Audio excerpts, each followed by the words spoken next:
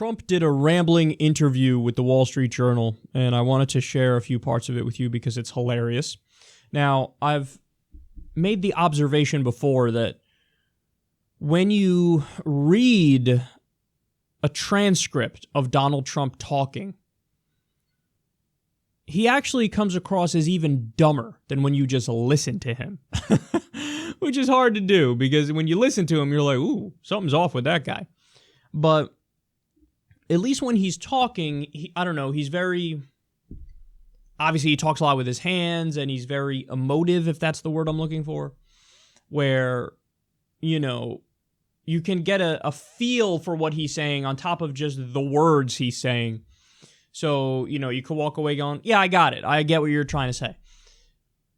When you read him, you go, oh my God, this guy has an IQ of like 14. So, having said that, let's go to, I think, two of my favorite interactions from Donald Trump's rambling interview, because they make less than no sense.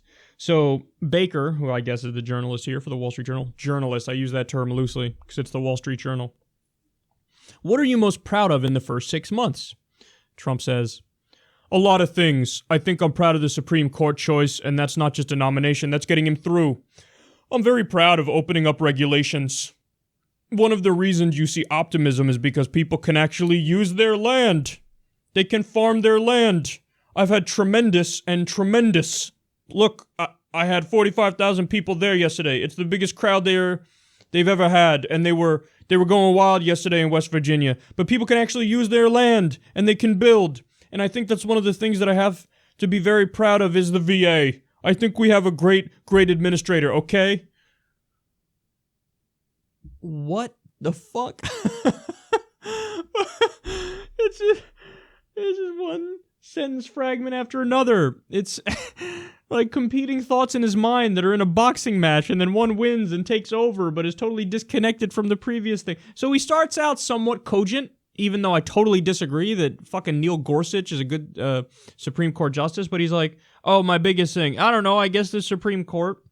Then he drives everything into a ditch. I'm very proud of opening up regulations. One of the reasons you see optimism is people can use their land. People can use their land? What the fuck are you talking about? They can farm their land. What? I didn't know farming was halted under Obama. I didn't know that there was an executive order. Can you imagine Obama in the White House like, executive order number 371D, farmers are banned. Like, you can actually use their land. It's tremendous. Oh, that was actually probably my favorite part. They can farm their land, and then he says, I've had tremendous.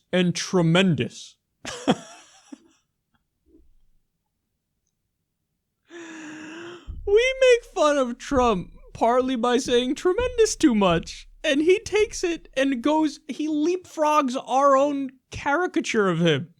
I've had tremendous. Look, I had 40. Then he randomly starts talking about the speech he gave the other day to the Boy Scouts. They're asking for what you think your biggest accomplishment was. I had 45,000 people there yesterday at the Boy Scout speech. In West Virginia, they were going wild. But people could actually use their land. What the people were not unable to use their goddamn land under Obama. And then the VA. Man, okay. So that's the first part. Now let me give you another part in the interview that made me smile. But it's not a smile of happiness. It's a smile of like fear and a mix of negative emotions. He said, so I deal with foreign countries, and despite what you may read, I have unbelievable relationships with all the foreign leaders. They like me. I call them. It's amazing. How is that amazing? So I'll call like major countries, and I'll be dealing with the prime minister or the president, and I'll say, how are you doing?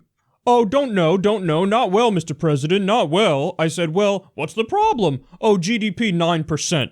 Not well. And I'm saying to myself, here we are like 1% dying, and they're 9% and they're unhappy. So, and these are like countries, fairly large, like 300 million people.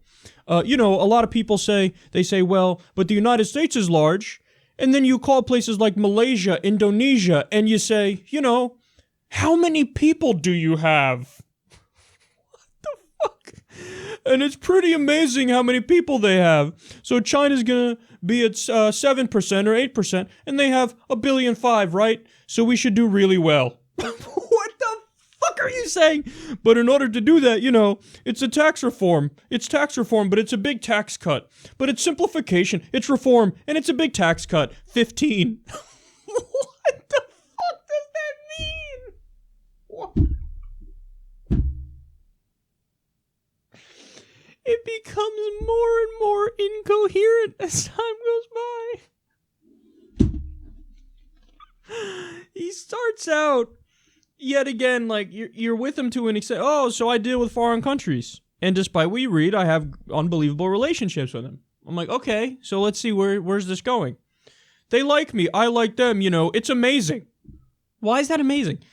So I'll call, like, major countries, and I'll be dealing with Prime Minister, President, and I'll say, how you doing? What the fuck? Oh, okay. Then he continues. Oh, GDP 9%. Here we're 1%. So, fairly large countries, fairly large. So a lot of people say, but the United States is larger. What the fuck?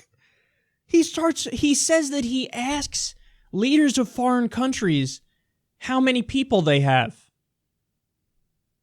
And he's like, oh, that's a lot of people. Tremendous. That's tremendous. A lot of people. You have a lot of people.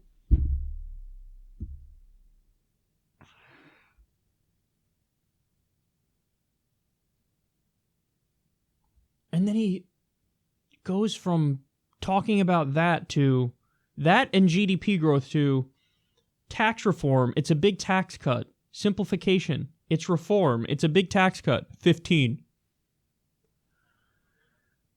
Ugh.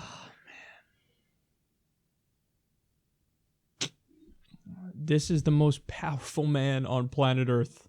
That is such a scary thought.